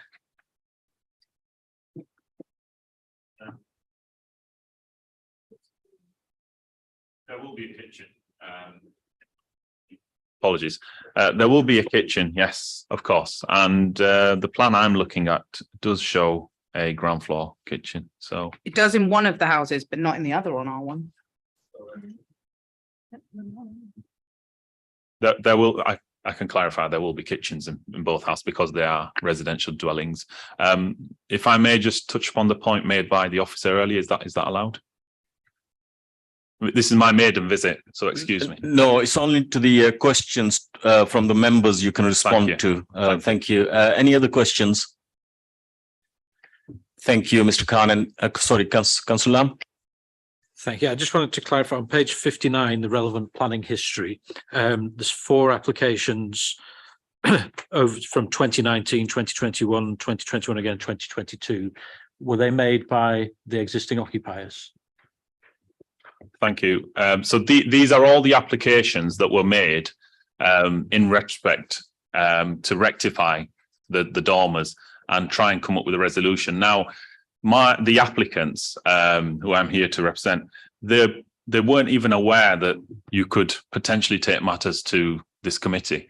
It was only once I'd happened to have a discussion with them at a social gathering that and I offered my assistance. So I just want the members to, you know, to perhaps take that into consideration as well in terms that the applicants have tried their utmost to come in line with the planning laws since they've realised, and they're happy to make aesthetic changes to the outside to conform to the planning laws. But as I said, this is permitted development. So, you know, in terms of having dormers, and the only reason we're here today is because they're being asked not to. There's no issue with the double-story extension or the re-extension. They're being asked to take the dormers off the roof space and replace it with a roof again. Thank you. So if the dormers were removed, what impact would it have on the bedrooms at the top? Would they be converted into 1 bedroom in the roof, or would it be just a removal of the bedrooms? Because I believe there were skylights in there as well. So if they were removed, that would result in the house then becoming potentially a 4-bed house if the space was still habitable. And excuse me, I'm not obviously an expert when it comes to habitable spaces. But let's just presume that it's a 4-bed house. Well, Leeds City housing guidelines state that somebody who has 4 children, husband and wife, 4 children each on both sides of the semis, and the ages of the children and the genders obviously impact the who can share bedrooms. And in following the guidance, both houses would require 5 bedrooms. Both families would require 5 bedrooms to reside.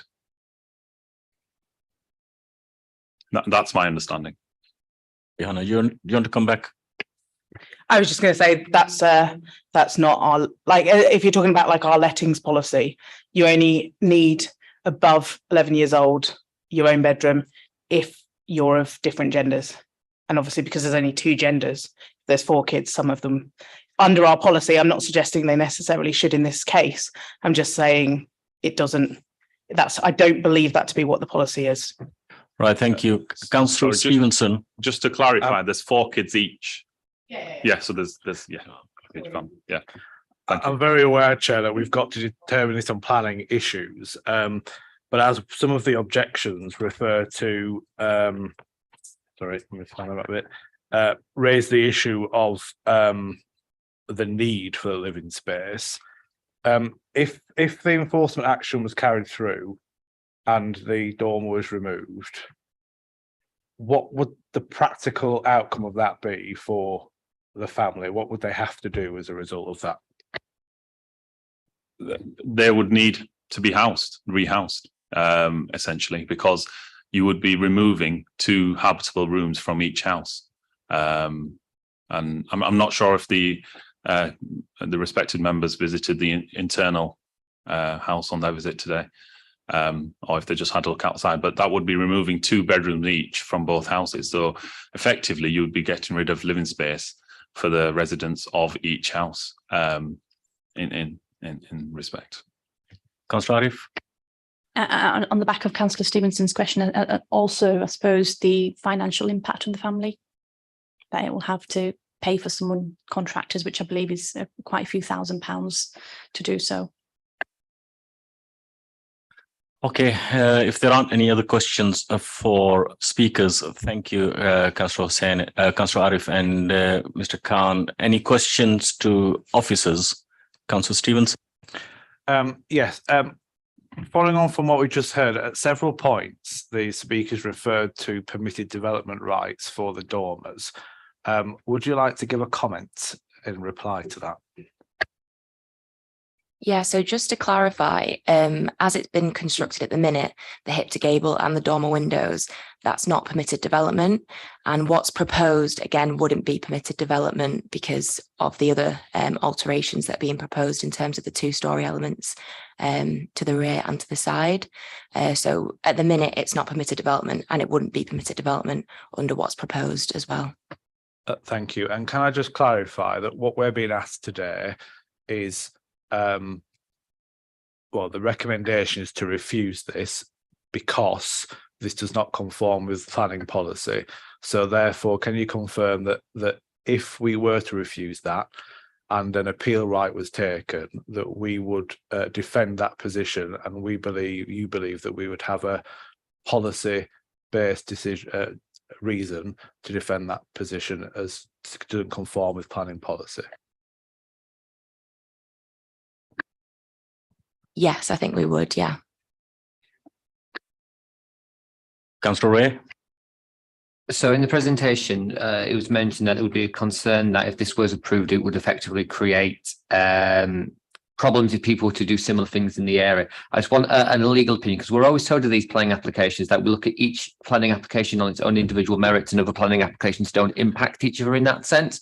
So I'd like a legal opinion, if possible, that if we were to approve this, what legal precedent, if any, that would create, because as I said, that's slightly confusing from my point of view when we get told the opposite on quite a regular basis.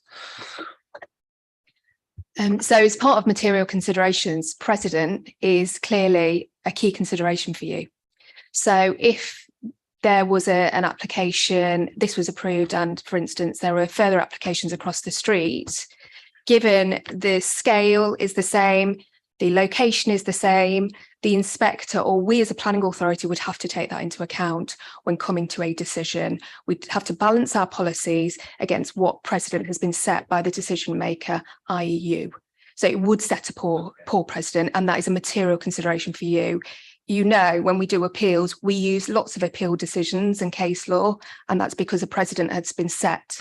So that's what we mean in that respect. Councillor Ray and then Mitchley.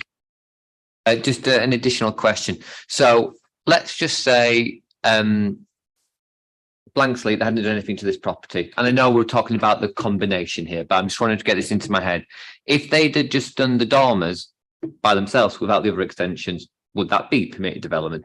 If they'd done the other extension without the dormers, would have that been permitted development? Because I appreciate in context, we're talking about combined, it's not. But I'm trying to understand the individual elements as to how we got to that stage. So individually, if they hadn't done the other application, would they've individually on their own rights been permitted development? So the dormers that are as constructed now, they wouldn't be permitted development on their own. So it's the hip to gable and the dormer windows on both properties, and they wouldn't be permitted development as they've been constructed now. They wouldn't be, no. It's because of the way they've been constructed. So the permitted development dormer windows should be set in from the ridge and from the sides and from the top of the roof as well. These have been built straight off the side walls. So if can get up on the screen the existing plans, you can see that from the top of the roof form, they come straight out, whereas usually you'd have the dormers set in. And also for them to construct what is proposed under this, there's going to need to be some element of alterations to the roof to actually get the dormer windows to the point that's shown on the proposed plans as well. So you can see on here, I've got the pointer, but Paul, final. That's, yeah. Because it is a pertinent point, because again, if this is reviewed, this may help inform if they do an appeal or if they come back. Is there a way for them to keep the dormers if they reduce the scale to within permitted development? So is it a case of no dormers at all, or actually the dormers are just too big? The dormers without the extensions could be permitted development if they were reduced in scale, but it's the dormers and the 2-story extensions in combination that wouldn't be permitted development on the site.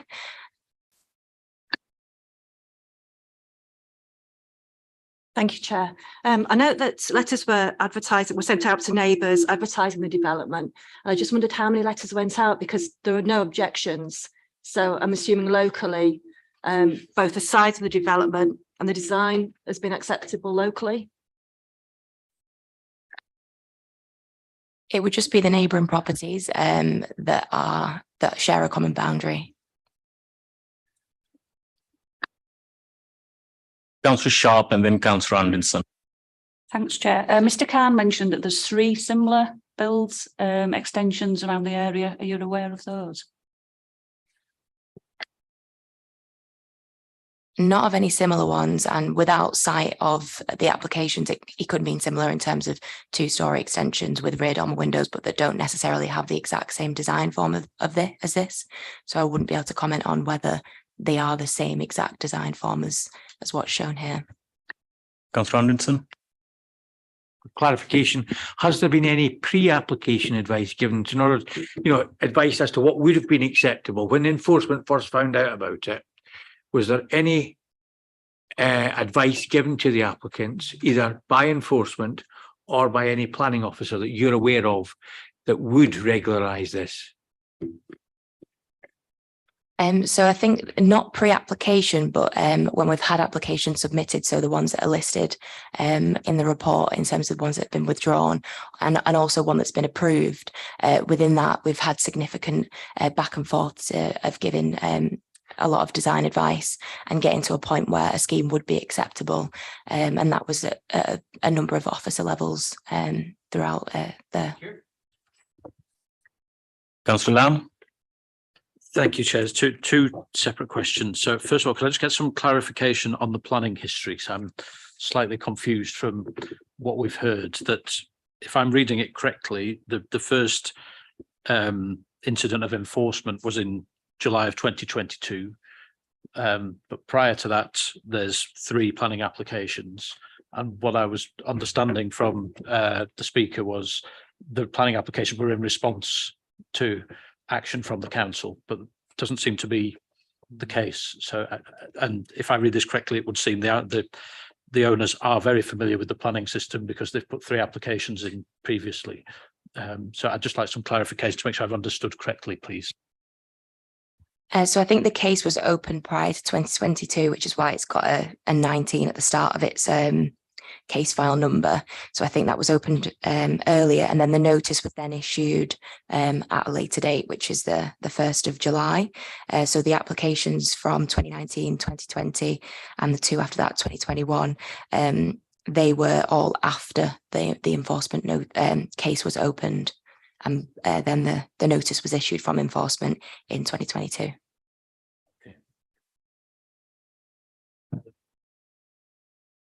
No, thank you. That's very helpful. That's clarified that. Second point, obviously, the we're being told that this is to try and help with children and a growing family, but there's nothing to stop this house being sold, or the children will grow up and become adults. And at some point that potentially would mean there's 6 adults living in 2 neighbouring houses, each of which could have a car. And if we've set the precedent, there's nothing to stop the neighbours doing exactly the same thing, and also having 6 adults living in each house, each with a car, and the problems that would potentially cause in the street. It's I think the concern I have is to make sure we really stick to planning matters rather than personal circumstances to judge the application. So is there any consideration to highways and things like that? If in 10 years' time there's a lot of adults living in these houses. Councillor Lamb, I'll bring the legal into it. Councillor Lamb, I wanted to pick up on this point because personal circumstances take up 3 paragraphs in the report. So personal circumstances can be deemed to be material considerations, but they've got to be a very unique set of circumstances. There's a lot of case law around this, and the High Court judges have said that they've got to be compelling. And usually what we found when personal circumstances have been taken into account is when it involves gypsy travellers, and there's hardship, true hardship that's going to derive out of the decision of the local planning authority. So that is something for you to consider, but first and foremost is compliance with planning policy. David? Yeah, I'm a little bit confused about the map on, or the diagrams on page 65. So they were originally produced in March 2021 at the bottom, but at the top it says elevations approved, but the approval wasn't until July, I think, 22. So it's a bit confusing to have all those together. Is this so? This was produced by the council planning. This is the applicant's plans produced by their agent.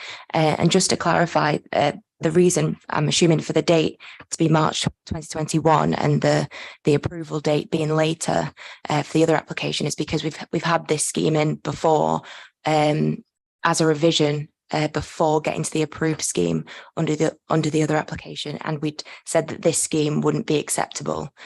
We'd then given significant design advice, got to the approved application, which is seen at the top of the page, and then this application has come in again with the previous design, which we've said wouldn't be acceptable. If that.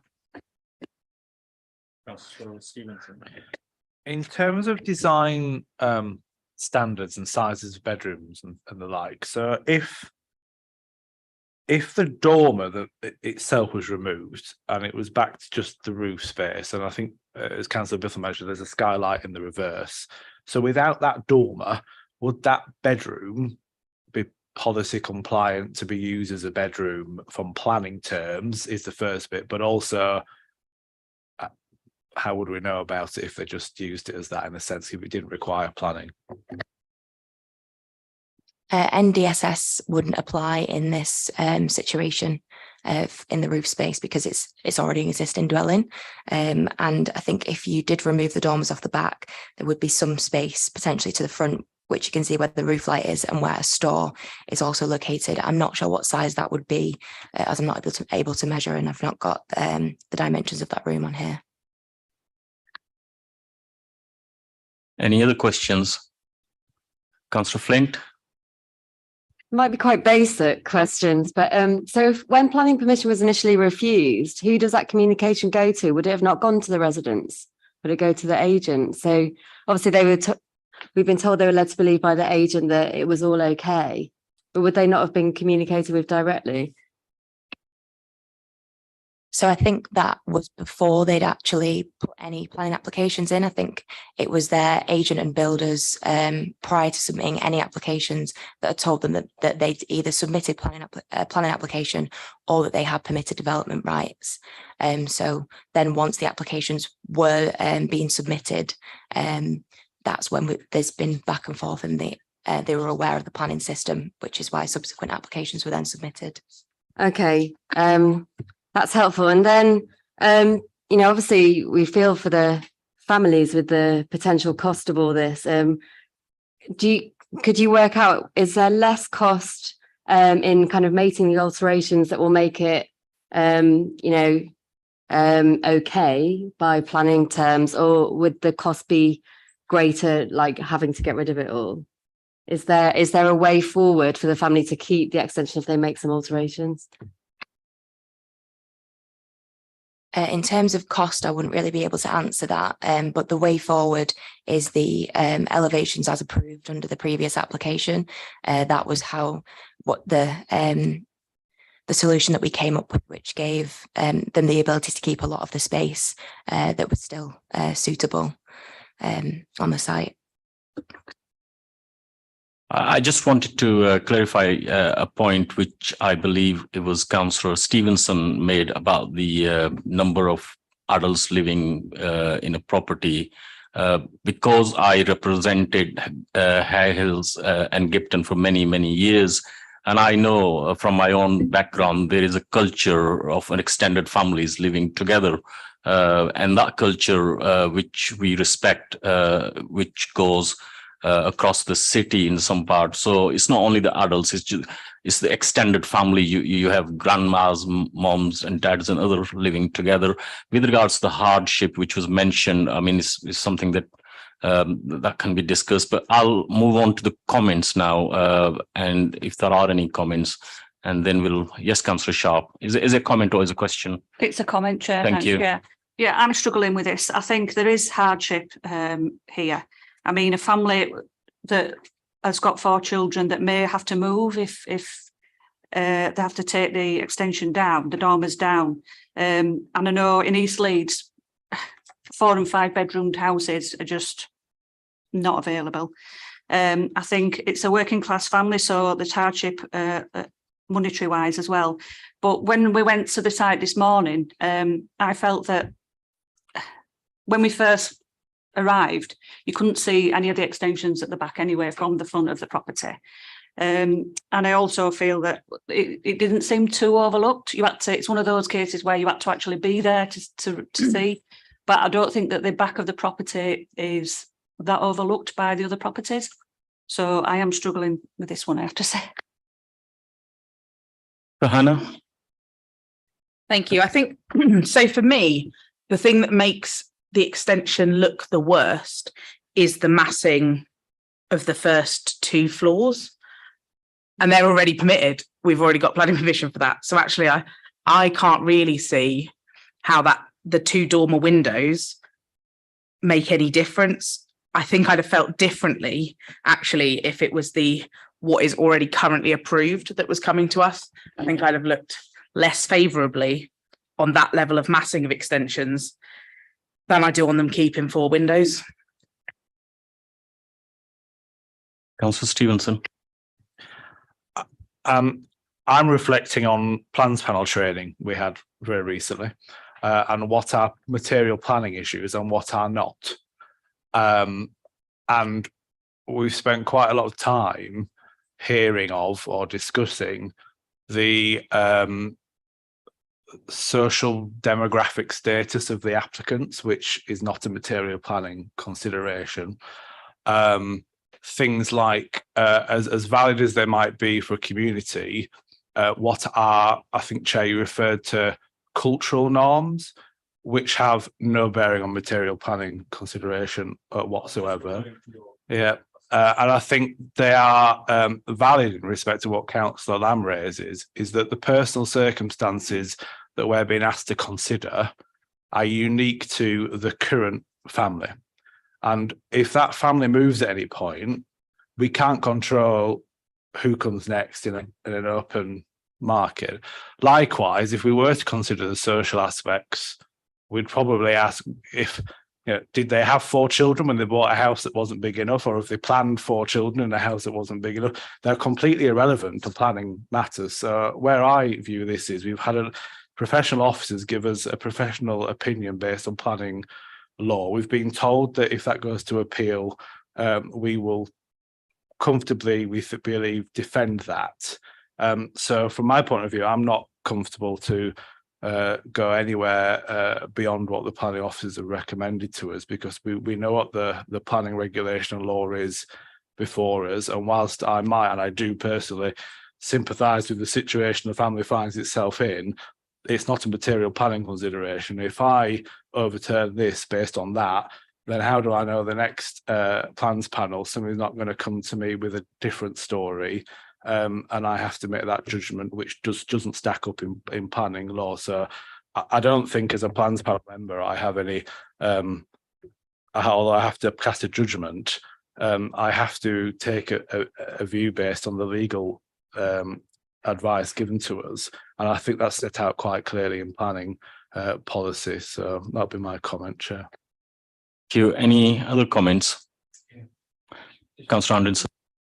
Again, going back to this training that we had, where we were told that if an application is policy compliant, we need to have very good reasons to turn it down. And equally, if an application is not policy compliant and nothing has been put to us to point out which policies it should now, which, you know, we could argue are flexible, is that a case here that we're not talking about 50-50, we are talking about a case that is policy compliant, and you've not had to come down on one side of the argument in your assessment that this is non-policy compliant, full stop, not 95% non-policy compliant and 5% policy compliant.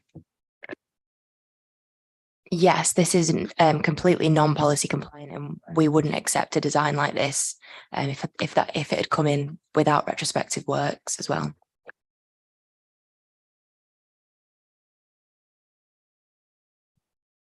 And if not, can I ask David to just sum it up so we can go on to the vote?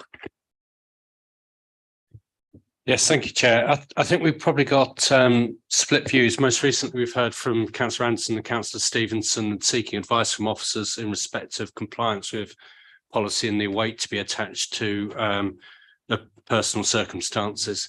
And it seems to be there that the officer advice is very clear that members are accepting that this is contrary to our policies that we have and our design guides that we have. The alternative view, which is coming from Councillor Sharp and from Councillor Bithell, is, well, we've seen it, we understand the planning history of it. Councillor Sharp made the comment about the impact of the development from the street scene, thinking that that wouldn't be particularly harmful, that there are limited views from the wider neighbourhood of that particular site, and Councillor Biffle pointing to the fact that the most, if I could put it in inverted commas, objectionable part of the development is something that the council has already granted planning permission, that being the massing at the rear. So we do have a split view across the panel on this particular application, Chair. Right, based on the summary which has just been given to us by the officers, is there anyone to move the recommendation? Councillor Lamb, anyone to second? Councillor Anderson, all in favour? Anyone against? Right. Oh. So in that case, yes, Nikki. No, it's fine. So the officer recommendation has been moved and seconded and has fallen. It's not received a majority vote, and therefore it leaves the members around the table to put forward an alternative motion should they wish to do so. But there is nothing on the table at the moment to determine.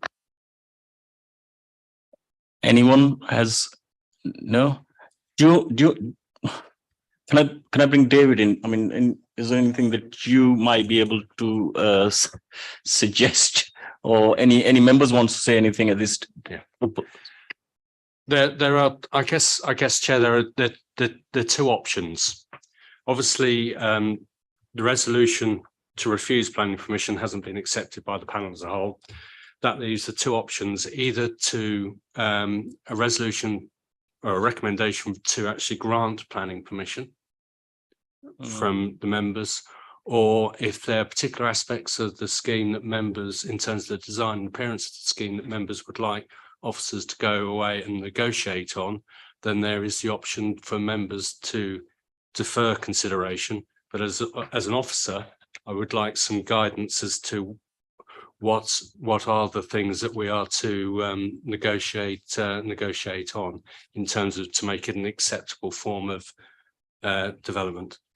Thank you, Councillor Stevenson. I was going to just query, David. So in plans planning training, we were told that our job is to determine the application before us, not to consider what different types of schemes will be referred, which is, I don't want to put you in an awkward spot, but slightly contrary to what you've just told us. So my understanding is, I've just finished, there was a vote to whether to not to accept the council, the office's recommendation. 3 members voted to accept the recommendation, 1, 2, 3, 4, 5 voted against. So surely one of the people that have just voted against now needs to put forward a motion to grant it and put the name to it. Can I? Yeah, you're absolutely right, Councillor Stevenson. You are required and tasked to determine this application. You could leave it undetermined, and then matters can take their natural course. There is an enforcement notice here that will take effect on the 4th of February. But given that you've not taken part in the first motion, there is an option for you now to provide an alternative for those members that have not joined that vote. So I'll leave it for members. What David has said in terms of the 2 options for deferral or approval, that is there, or it remains undetermined. Thank you, Nikki. So obviously you have 2 options, either to defer it with officers and it can come back, or you can approve the application and someone needs to move and second this particular motion. Can I just add that if approval is going to be moved and seconded, there needs to be provided some clear reasons as to why you're going against the officer recommendation of refusal. Councillor Mitchell. So for me, I would prefer us to defer, because the issue is in the dormer windows. And I think there probably is a negotiation that could take place to mean that they can keep bedrooms that are able to be utilised without, and that could be putting back the hipping or whatever the official terms are for the roof things. I think there is more space there for further negotiation to be able to make it more policy compliant, so we get that it's 90% policy compliant type thing rather than just isn't. So I guess my motion would be to defer with the basis of trying to get as much policy compliance. I'll bring the legal into it and see what. Okay. You're required to approve or refuse what's before you. You're not allowed to start altering the application. If you are asking for a deferral, bearing in mind everything that the planning officer has said to you in terms of what is policy compliant, what has got legal planning permission, I think that's really important that you take that on board, because you've clearly said that there are certain aspects which would not be granted planning permission. You've been very clear on what PD is and what PD isn't. So I just want to highlight that point to you. I don't know if David wants to add anything just to support a deferral and what officers could reasonably do. David, do you want to come in? Councillor Stevenson, I think you wanted to say something as well, and Councillor Lamb. Yes, I guess from my perspective, there is a nuance in terms of the training that's been received. It's not the role of the plans panel to redesign a scheme and come up with an alternative form of development. But if there is a change to a scheme that's submitted which would make it policy compliant, then you are entitled to say to officers, can you alter that scheme without redesigning the whole thing, but can you alter an aspect of the scheme to make it policy compliant? Either bring it back to plans panel or defer and delegate it to officers.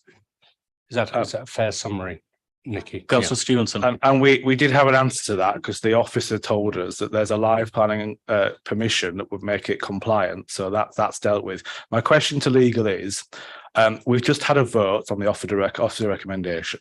As a result, some members voted for it, some against. The problem we're in now is that those that voted against aren't willing to put forward a separate motion in line with legal advice. So can I ask, if I proposed the original motion again, could we have that vote again? And it would give a chance for members opposite to reflect on the conversation we've just had in terms of legal. I'm afraid you can't, under constitutional law, you shouldn't be re-voting on a motion that's already been through the process. I think Councillor Bithell was getting to the point of setting out a motion. As I understand it, I don't think it was completed, and I apologise if I interrupted, but I just wanted to guide you in terms of what you're asking officers to do. I think Councillor Bithell was trying to be helpful in a way where we can find some sort of solution to this particular issue, and we went through a vote, and then obviously members on this side obviously voted against the officer recommendation on the basis of what they believe in. So I think we need to move on with it, and if there are two options as what Dave and the legal advice has been given to us, and if we follow those options and stick with them rather than making it into a long winding issue, that will be a lot easier for all of us. And Councillor Lam, I think you're going to be helpful here.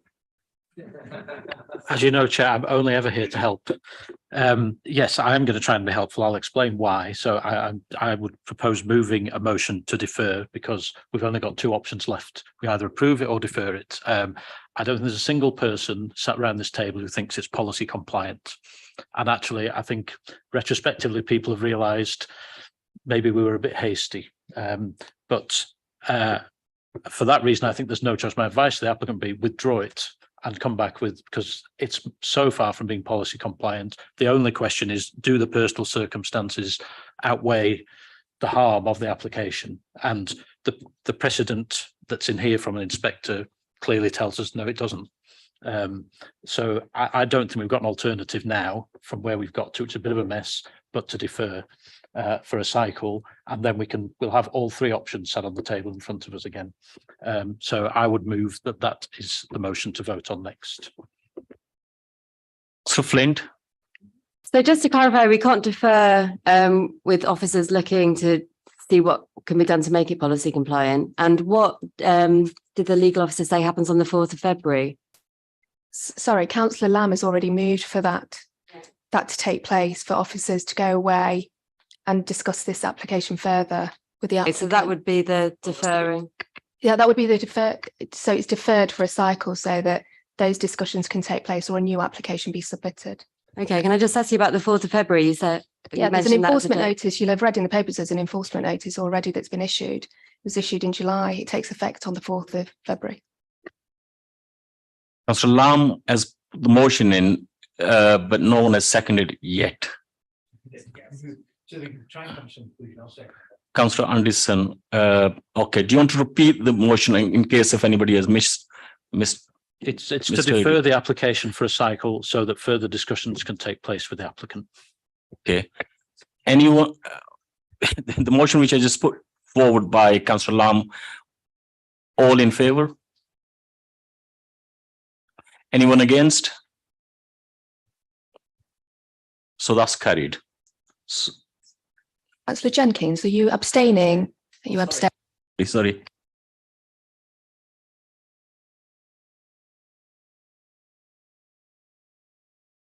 Now I'll bring Nikki into it for a final sort of advice on this. I mean, we've just had a previous application with 742 dwellings. That was straightforward, but this is. I've always said, as a planning lawyer, it's the ones that you don't see coming that cause the most, become most complex. But we've had a motion by Councillor Lamb to defer so that further discussions can take place. And that's been seconded by Councillor Anderson, and that has passed with all voting apart from 2 members, 1 abstaining and 1 against. I'll leave it to David to sum up if he Thank needs you. to add anything. David? I don't think I can add anything to that. Thank you very much. Yes, it's very clear. Thank you. In that case, we'll move on to item 10. Date and time of next meeting will be Thursday, the 15th of December at 1:30 p.m. That concludes the business of today's meeting. Thank you all for your attendance. And or did I say December? It just says that December, actually. It's February, sorry.